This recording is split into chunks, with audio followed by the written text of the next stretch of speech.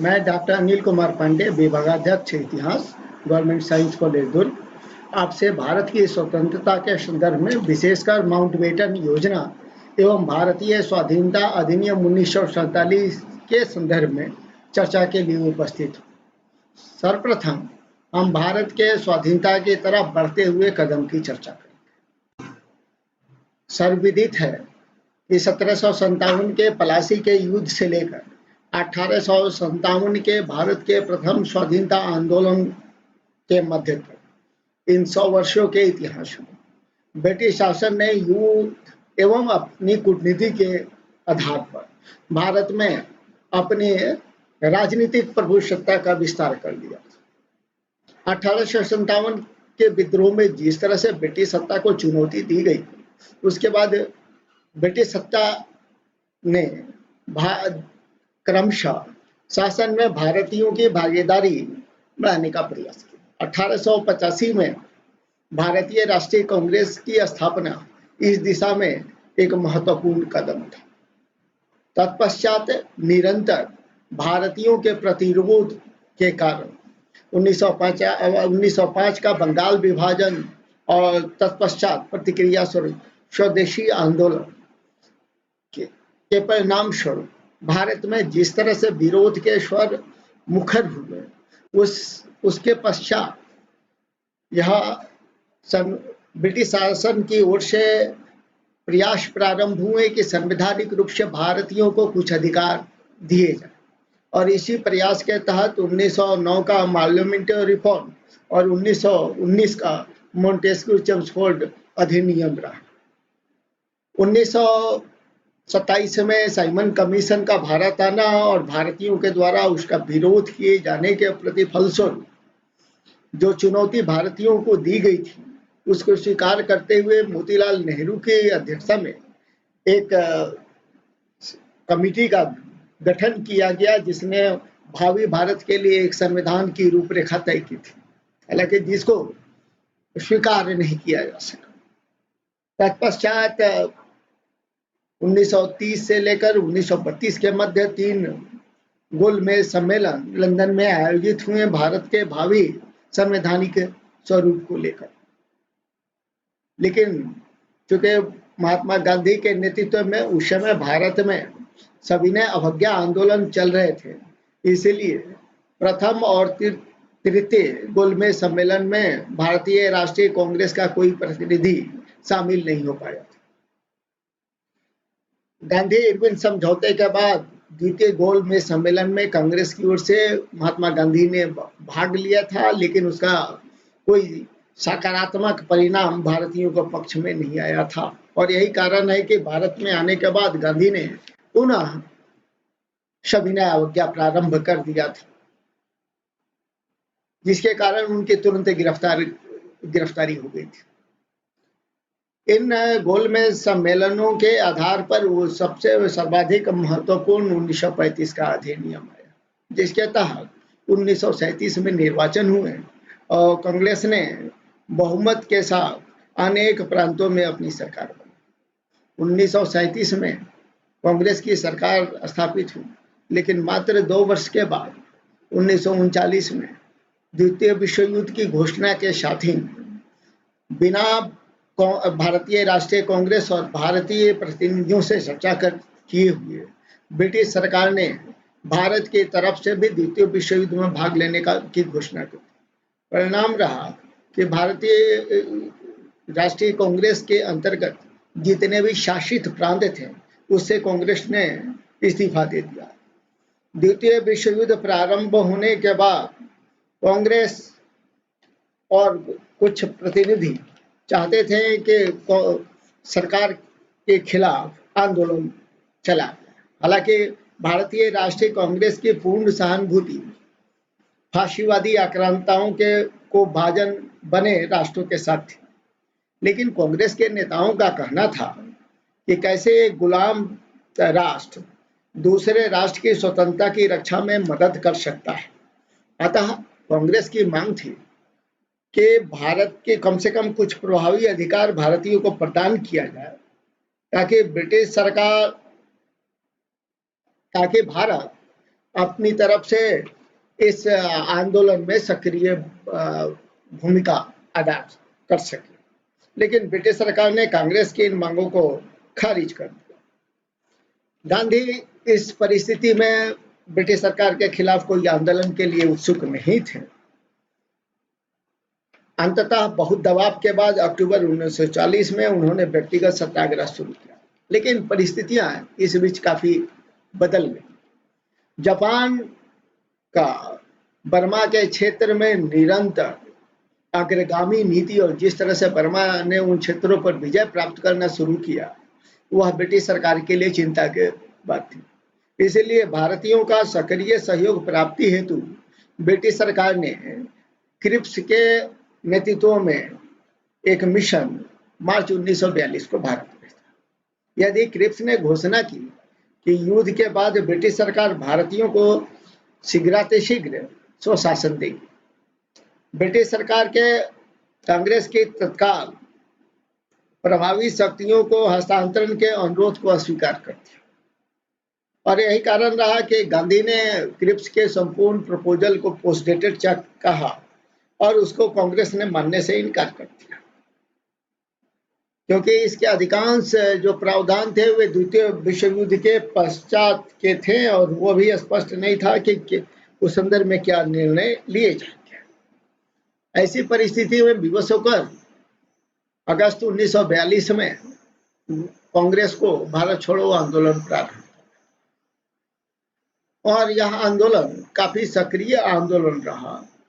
भारत के विभिन्न क्षेत्रों में युवाओं ने, विशेषकर समाजवादी संगठन से जुड़े युवाओं ने इसमें महत्वपूर्ण भूमिका निभाई।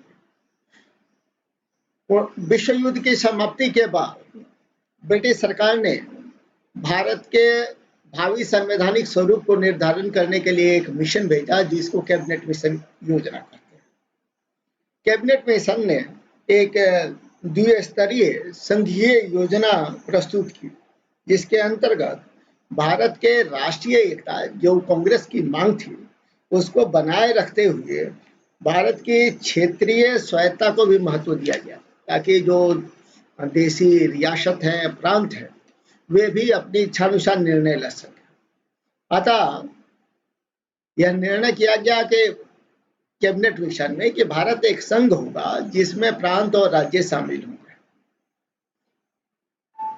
केंद्रीय शासन के पास केवल जो महत्वपूर्ण विषय हैं, जैसे रक्षा, विदेशी मामले, यातायात, वे होंगे। साथ ही साथ प्रांत जो क्षेत्रीय राज्य थे, देशी राजा थे, उनको यह भी अधिकार दिया गया कि वे संघ में शामिल हो नहीं हो, और उनको क्षेत्रीय संघ बनाने का भी अधिकार दिया गया। कैबिनेट मिशन ने भारत के भावी स्वरूप को निर्धारित करने के लिए एक संविधान निर्माती सभा के भी का परामर्श दिया था। सितंबर 1946 में जवाहरलाल नेहरू के नेतृत्व में एक अंतरिम सरकार का गठन हुआ। इस अक्टूबर 1946 में मुस्लिम लीग इस सरकार में शामिल हो रही है। आगे चलकर 20 फरवरी 1947 को तत्कालीन ब्रिटिश प्रधानमंत्री क्लीमेंट एटली ने घोषणा की कि जून 1948 के पूर्व ब्रिटिश सरकार भारतीय राज्य को छोड़ देगा, और इस हेतु लॉर्ड माउंटबेटन को भारत भेजा गया, जो मार्च 1947 को यहाँ पहुंचे, और उन्होंने भारत के नेताओं, मुस्लिम लीग और कांग्रेस से एक चर्चा की, और चर्चा के बाद एक योजना बनाई, जिस योजना को माउंटबेटन योजना कहते हैं, और उसी माउंटबेटन योजना के आधार पर आगे चलकर भारतीय स्वाधीनता अधिनियम पास हुआ। माउंटबेटन ने जो योजना तैयार की, भारत के नेताओं, कांग्रेस और मुस्लिम लीग के नेताओं के साथ चर्चा करने के बाद उसमें स्पष्ट हो गया कि भारत को दो भागों में विभाजित किया जाएगा। दो प्रभुत्व संपन्न क्षेत्र में भारत का विभाजन, यानी अखंड भारत, जिसकी मांग गांधी और कांग्रेस की थी, माउंटबेटन की योजना ने उसको नकारते हुए भारत को विभाजित कर एक भारत और दूसरा पाकिस्तान की योजना तैयार की। विभाजन के बाद जो दो डोमिनियन होंगे उनके दो अलग अलग संविधान सभा का निर्माण किया जाएगा। इसके अंतर्गत यह भी तय हुआ कि पंजाब और बंगाल, जहां हिंदू और मुसलमान बहुसंख्यक जिलों के प्रांतीय विधानसभा के सदस्यों की बैठक बुलाई जाए और उसमें कोई भी पक्ष यदि प्रांत का विभाजन चाहता है तो विभाजन कर दिया जाए।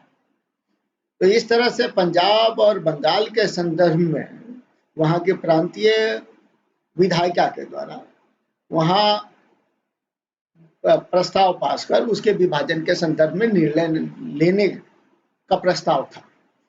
उत्तरी पश्चिमी सीमांत प्रांत और असम का जो सिलहट जिला था उसके संदर्भ में जनमत संग्रह के द्वारा निर्णय लेना था कि वे भारत के साथ रहेंगे या पाकिस्तान के साथ जाएंगे। सिंध के संदर्भ में निर्णय हुआ, योजना थी कि भारतीय सिंध की जो विधानसभा है उसके द्वारा यह तय होगा कि इसको इन दोनों स्वतंत्र इकाइयों में से किसके साथ, भारत के साथ जाना है या पाकिस्तान में शामिल होगा। देशी रियासतों को ब्रिटिश आधिपत्य से मुक्त करने का और उनको स्वतंत्र रहने या भारत और पाकिस्तान दोनों में से किसी में भी प्रवेश करने का विकल्प दिया गया। यह योजना थी माउंटबेटन की कि यदि विभाजन में गतिरोध उत्पन्न हुआ तो अलग से एक सीमा आयोग का गठन किया जाएगा। माउंटबेटन योजना को कांग्रेस और मुस्लिम लीग दोनों चूंकि तत्पर थे अपनी स्वतंत्रता के लिए, इसलिए दोनों ने इस योजना को स्वीकार कर लिया और इसके परिणाम स्वरूप भारत का दो भागों में, भारत और पाकिस्तान दो भागों में विभाजन कर दिया गया। इसी माउंटबेटन योजना के अंतर्गत जो अधिनियम पास हुआ उसको भारतीय स्वतंत्रता अधिनियम 1947 कहते हैं, जिसके तहत दो राष्ट्र का निर्माण हुआ। भारतीय स्वतंत्रता अधिनियम 1947 ब्रिटिश संसद द्वारा पारित अंतिम अधिनियम था। लॉर्ड माउंटबेटन योजना को मूर्त रूप देने के लिए भारतीय सत्ता के हस्तांतरण की प्रक्रिया को पूर्ण करना था।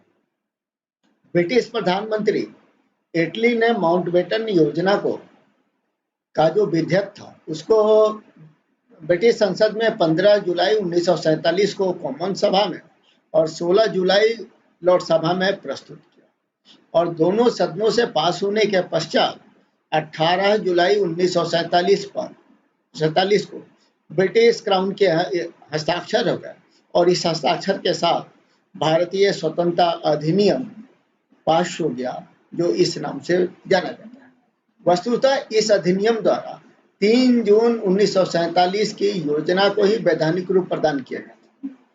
इस अधिनियम की प्रमुख धाराएं निम्नानुसार थी। पहला, भारतीय उपमहाद्वीप की दो उपनिवेशों भारतीय संघ और पाकिस्तान में बांट दिया गया। दूसरा, भारतीय संघ या हिंदुस्तान के वे प्रदेश वे सभी सम्मिलित होंगे सिवाय उन प्रदेशों के जो अब पाकिस्तान कहलाएगा। पाकिस्तान के प्रदेश में सिंध, ब्रिटिश बलूचिस्तान, उत्तर पश्चिमी सीमांत प्रांत, पश्चिमी पंजाब और पूर्वी बंगाल सम्मिलित होंगे। इसमें अंतिम दो प्रांतों की सुनिश्चित सीमा का निर्धारण, यानी पंजाब और बंगाल की सीमा का निर्धारण करने के लिए एक सीमा आयोग का गठन होगा। इसके अलावा जनमत और निर्वाचन द्वारा किया जाएगा। वो समस्त संधियों की समाप्ति की जाएगी, वह अनुबंध रद्द किए जाएंगे जो ब्रिटिश सरकार द्वारा भारतीय नरेशों के मध्य हुए थे। साथ ही यह भी घोषित किया गया कि शाही उपाधि से भारत का सम्राट शब्द अब समाप्त हो गया।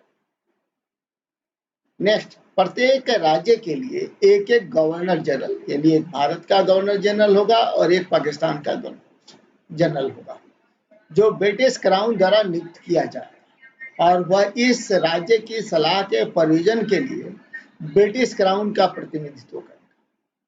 इसमें यह भी प्रावधान था कि यदि दोनों राज्य चाहें तो वही इन दोनों राज्यों का गवर्नर जनरल रह सकता है, यानी एक ही व्यक्ति भारत और पाकिस्तान का गवर्नर जनरल रह सकता है।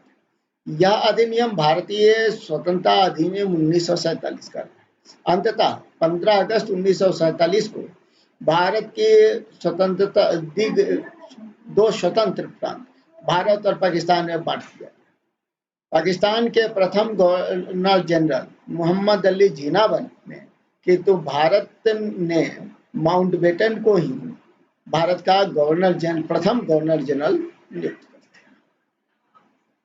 15 अगस्त 1947 के बाद भारत और पाकिस्तान पर अंग्रेजी संसद के क्षेत्राधिकार की समाप्ति कर दी गई।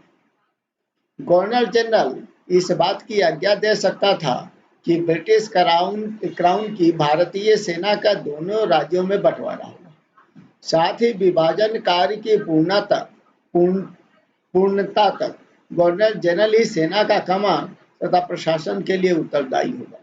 दोनों की राज्य अपनी अपनी सीमा में आई सेना के शासन के लिए पूर्णतः उत्तरदायी होंगे। इस तरह से 15 अगस्त 1947 को भारत एक स्वतंत्र राष्ट्र के रूप में उदित हुआ। धन्यवाद।